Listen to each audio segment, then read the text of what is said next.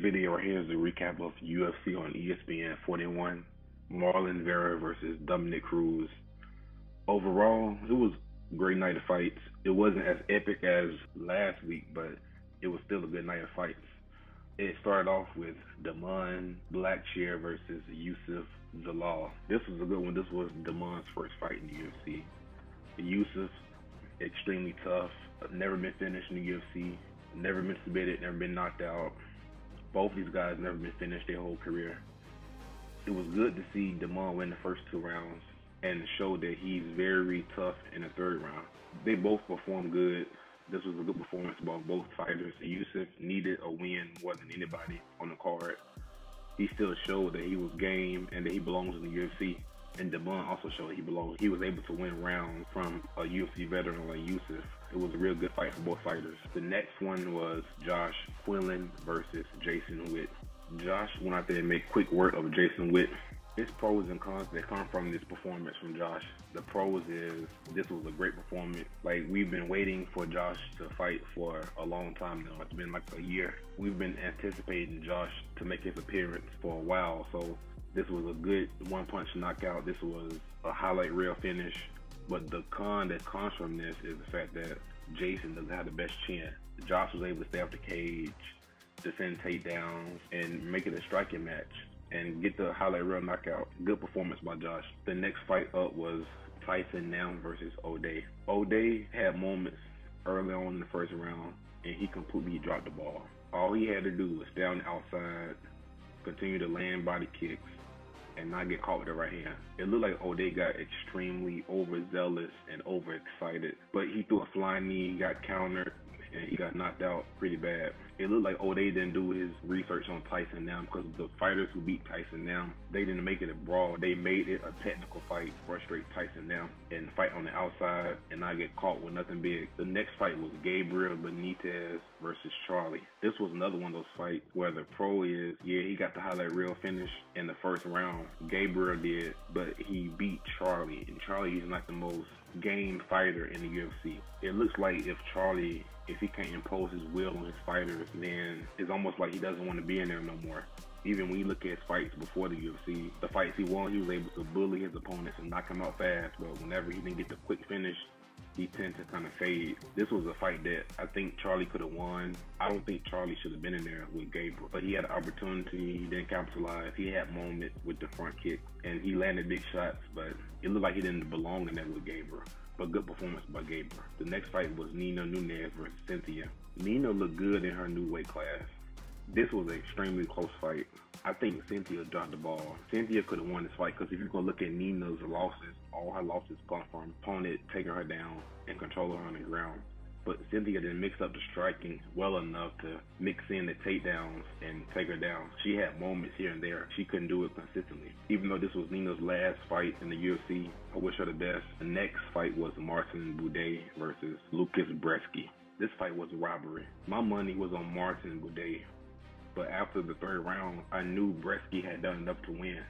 Unfortunately, the judges had other thoughts. Bresky was able to stay on the outside, keep the distance, hit Martin without getting hit, and use his speed and athleticism. Martin had moments in the 2nd and 3rd round which were kind of close, but it was clear as day. This was 3rd-27 for Bresky. Martin Buday had his moments in the 2nd and 3rd round, but it wasn't close enough to where you can get from either round. The next fight was Angela Hill, the native from San Diego, versus Lupi Godinez.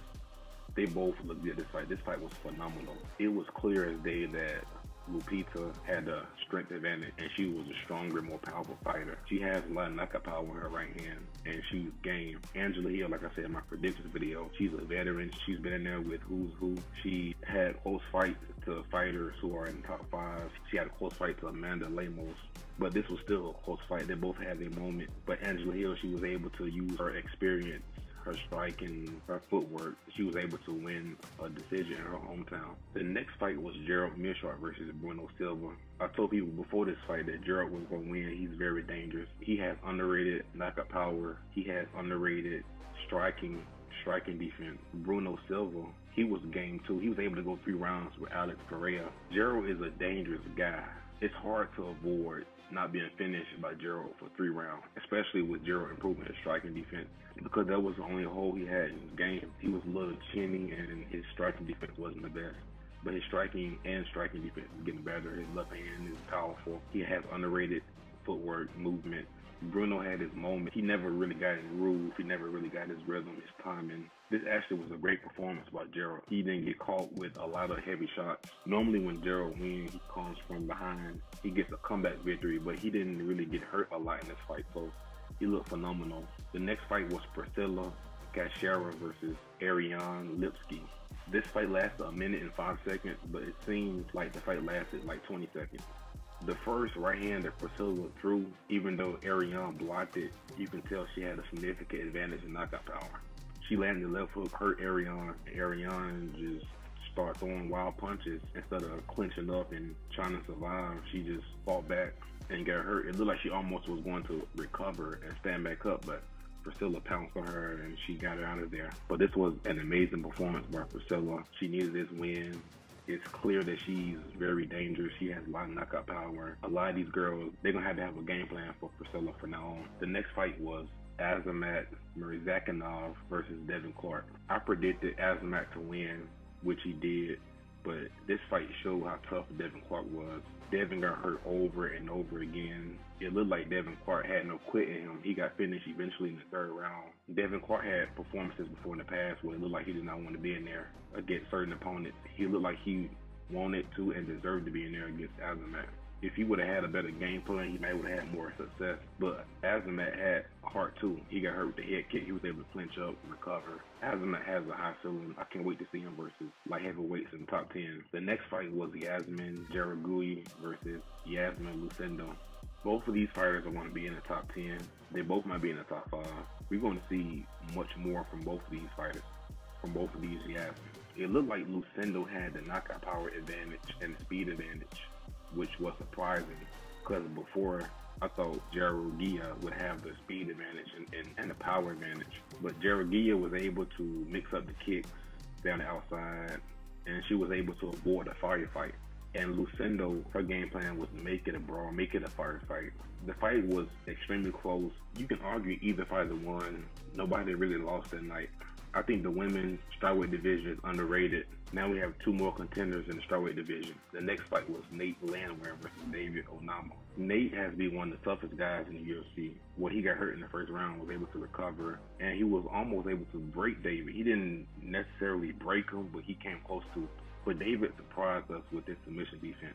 He was in bad position. A lot of guys in that position would have tapped out or got submitted, but he showed he had the heart of a champion. One thing David needs to work on is he needs to, similarly to Terrence McKinney, they both have high finish rates. They both need to slow down and slow the pace down, especially when they fight against guys in the top 15 and the top 10. You're not going to knock everybody out. So you have to have a plan B, a plan C. But David showed he had the heart of a lion. This was very impressive. A lot of people were cheering for him. He actually hurt Nate in the 2nd and the 3rd round. But this fight was arguably one of the greatest fights ever, if I'm going to be real. Underrated. I still think David Onama is going to be in the top 5 one day. But Nate, he keeps surprising everybody. He keeps beating people. Nobody gives him any chance to beat. And they both look good in this fight. The main event was Marlon Chito Vera versus Dominick Cruz. I said in my prediction video that this might be Dominick Cruz's last fight in the UFC. Not because he's a bad fighter. You have to equate the fact that he's older, he's in his late 30s. He looked more mobile than he's looked in a long time. His footwork looked better. He looked faster. He looked like he was a faster fighter against Marlon. But it's just the knee injuries, knee surgeries. If you look at Dominick Cruz's last couple of fights, he got hurt. Obviously, he got knocked down multiple times by Marlon Vera. He got hurt by Pedro. He got knocked down multiple times by Henry Cejudo and got finished. He got knocked down several times versus Cody. So we're looking at a different version of Dominick Cruz if you look at his last 5 fights. But Marlon, he's on a tear. 4 fights in a row. He deserves a title shot. And the funny thing is, he really didn't land a lot of strikes. It's just the strikes he did land, he was able to hurt Dominick Cruz. This guy is very dangerous. He has a will to finish fights, and he was able to put away another legend. We have a lot of killers in the bantamweight division, but I think everybody's ready for Chito to get a title shot.